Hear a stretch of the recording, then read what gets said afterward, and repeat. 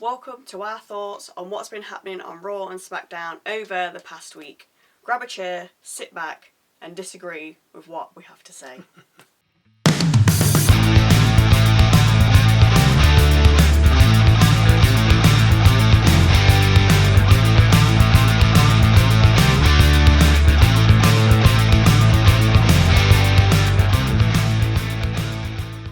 Hello, I'm Michael. I'm Sally. And on SmackDown last week we saw Vaquer defeating Fire, which in my mind is only going to lead to one or maybe two things. And that's facing Niven this week, who I think she'll beat anyway. But she's been through Green, she's been through Fire. Yeah. Now she's coming for the boss, Piper Niven. And I think, but that might change though from what we saw on Raw. But we'll cover that later, but I think it's got to be Niven next, hasn't it? Yeah, by default. Yeah. It was good to see that Andrade and Fenix getting a tag title shot after coming through that fatal four-way match. It's different. Yeah, I like different that. people together. Yeah. I like to see them together. Yes. That's what you want. You don't always want to see the same people. Well, no, I don't. No, you don't stale. mind, obviously, but then eventually, like, yeah, as you said, I've seen these before. Maybe somebody else. I've seen these 8 moves before. Yeah, I need something different. But in the same vein, Flair and Bliss is coming along nicely, I feel. I like the way they interact. Obviously, they've probably known each other for a long time. More than likely.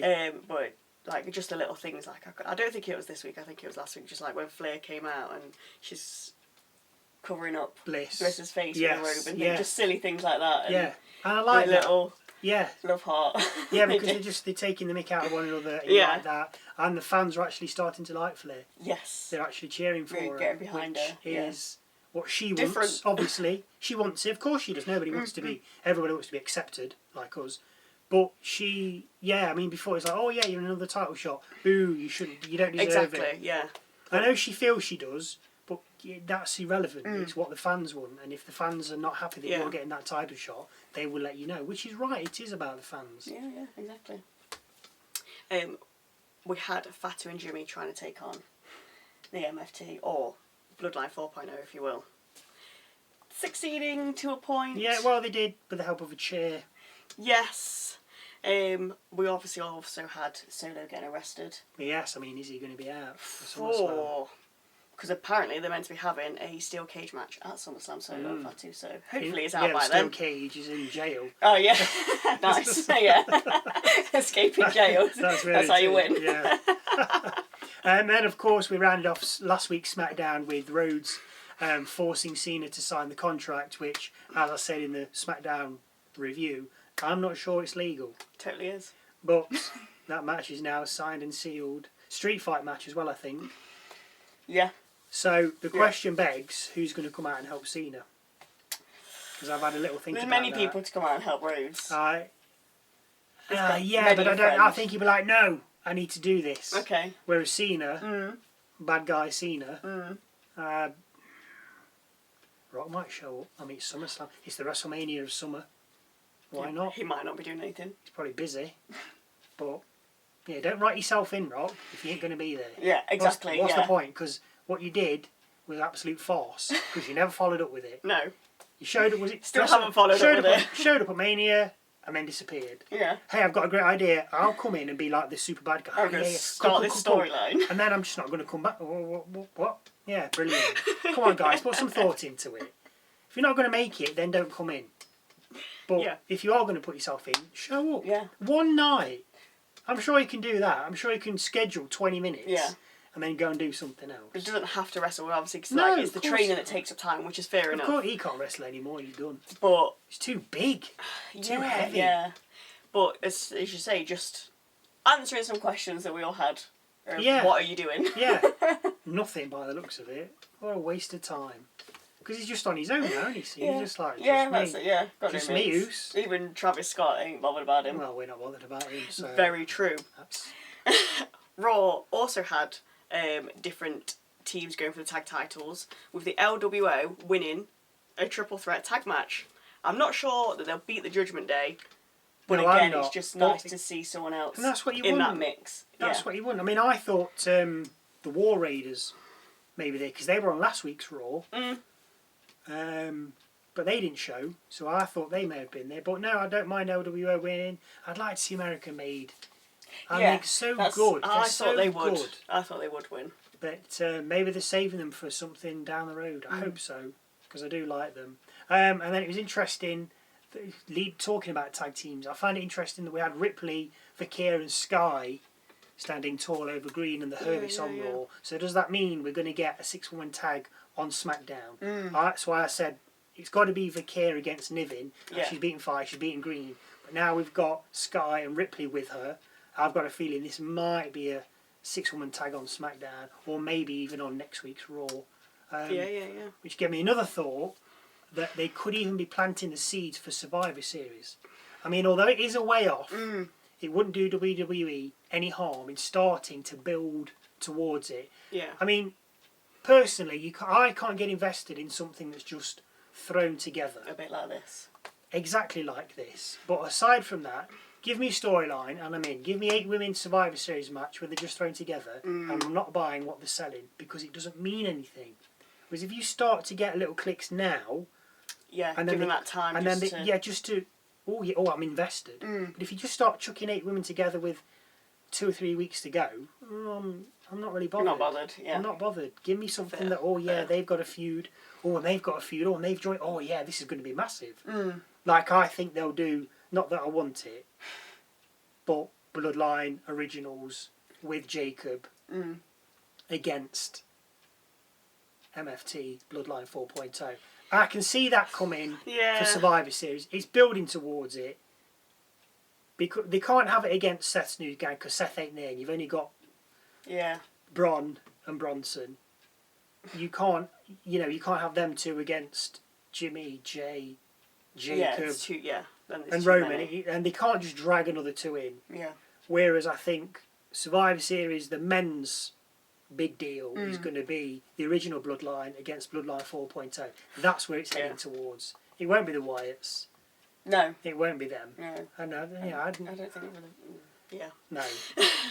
Anyway, elsewhere on Raw. Yes. Sorry for going on. If you're still listening, thank you. We had Cross and Zayn. Yeah, I'm not really. I'm literally not bothered about them. I know a lot of people are. Don't get me wrong. We can't like everybody. I'm just not into carrying Cross whatsoever. Yeah. Sami Zayn's alright, but he's not like, Sami Zayn, what's he doing? But I think I prefer Sami Zayn just because of like the whole when he was on the Bloodline.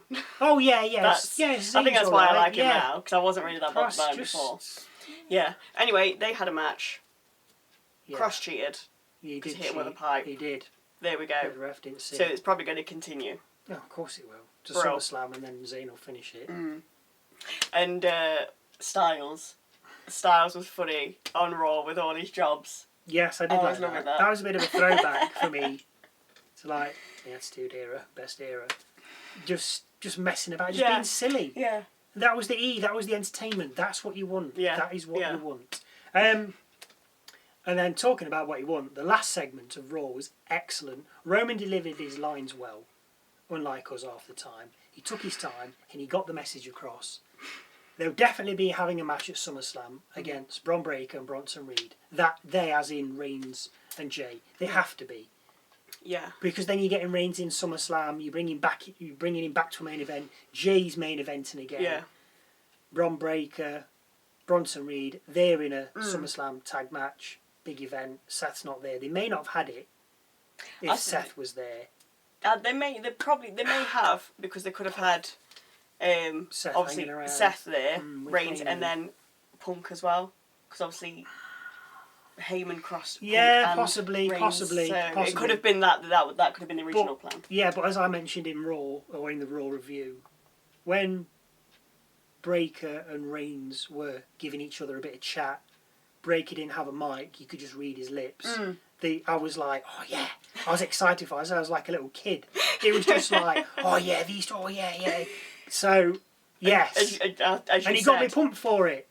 You wouldn't have thought of them two together. You wouldn't have thought a few weeks ago thinking no. Breakker versus Reigns, whatever. Never going to happen. Well, it's not going to happen for a start, but I'm not that bothered. Why would it? And now it was there, in front of your face, you're like, this is amazing. It just got me like, oh yeah, I was excited for it. And I've not been like that for a long time, just because it's just, oh, yeah, so-and-so against so-and-so. And all of a sudden, these two are thrown together and you're like, oh, yes. Yeah. This is going to be amazing. And then, like, Reigns at the end was like, I didn't hear what trash you just said. Yeah. Do you want to use my mic?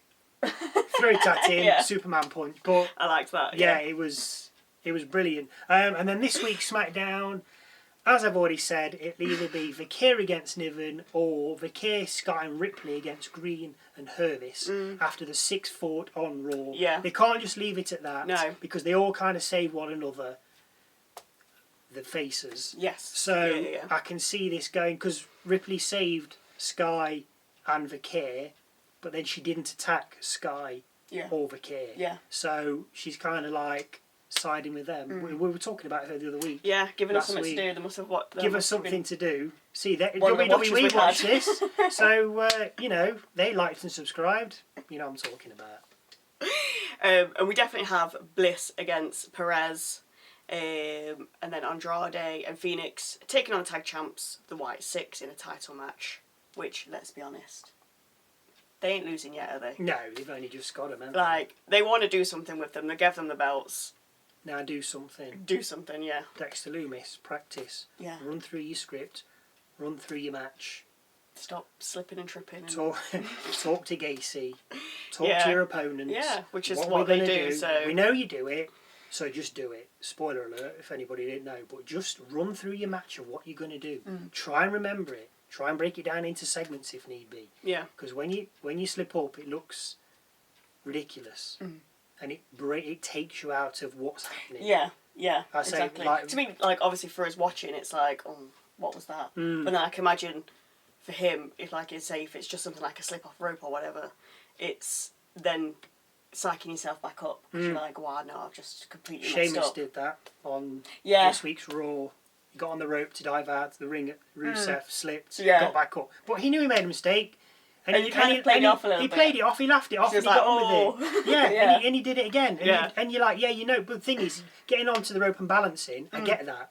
But when you're on the mat and you're covering someone, then you're like, I don't need to be covering yet, I need to do something else. And getting up, breaking your own cover. Yeah. Dawkins did it last week.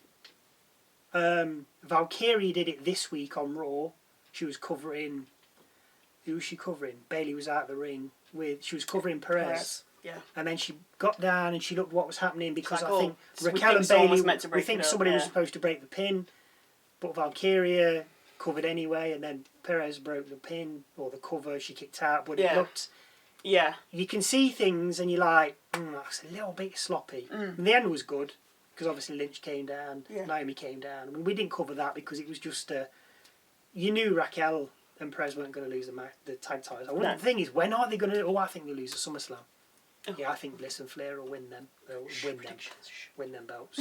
Yes, that's for later. Sorry for spoiling the predictions. Anyway, go and check out our review of Raw from Monday, or even have a little look at last week's Musings. If you did watch, thank you. If you liked it, I'm not asking for a subscribe. That's up to you, but just leave a comment if you disagree with us. Yeah, if you want to disagree, that's fine. I'm happy with that. But thank you for watching. And hopefully we'll see you Saturday for SmackDown.